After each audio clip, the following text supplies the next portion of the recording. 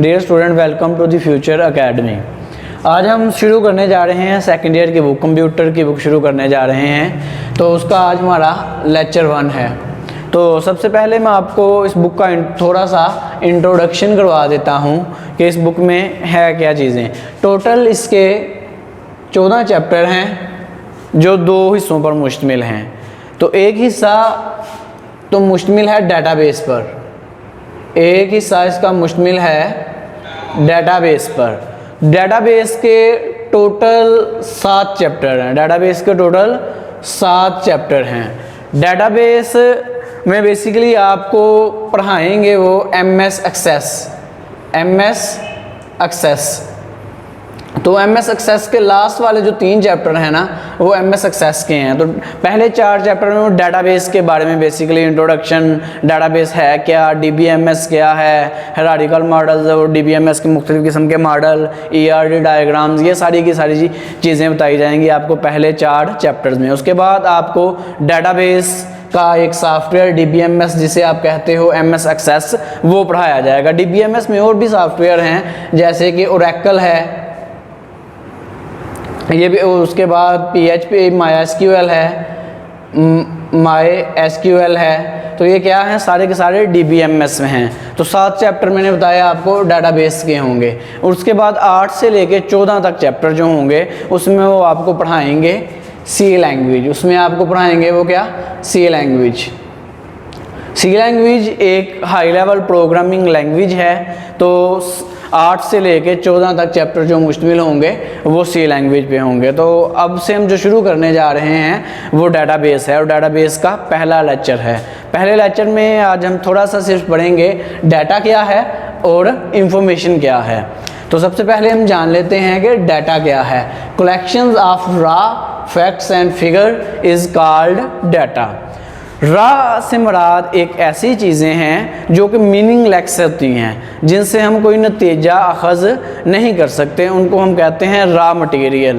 तो डाटा क्या होता है, रॉ फैक्ट्स एंड फिगर का मजमूआ। ये एक मीनिंगलेस फॉर्म होती है और डाटा कुछ भी हो सकता है। डाटा टेक्स्ट भी हो सकता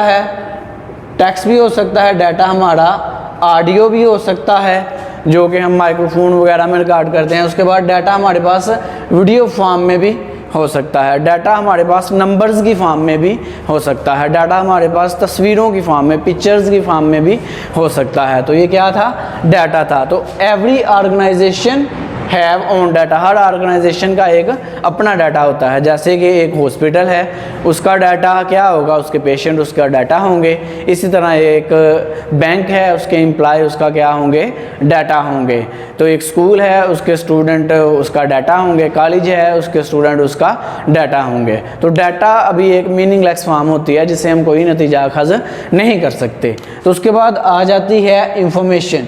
इंफॉर्मेशन क्या है, the process data is called information.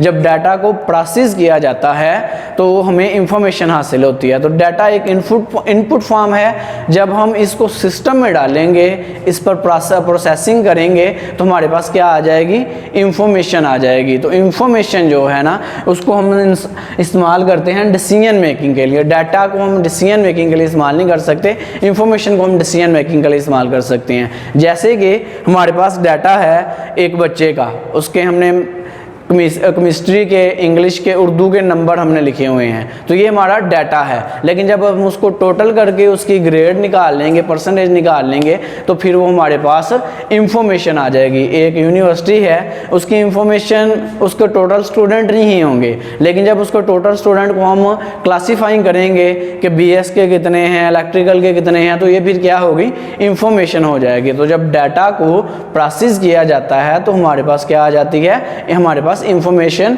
आ जाती है।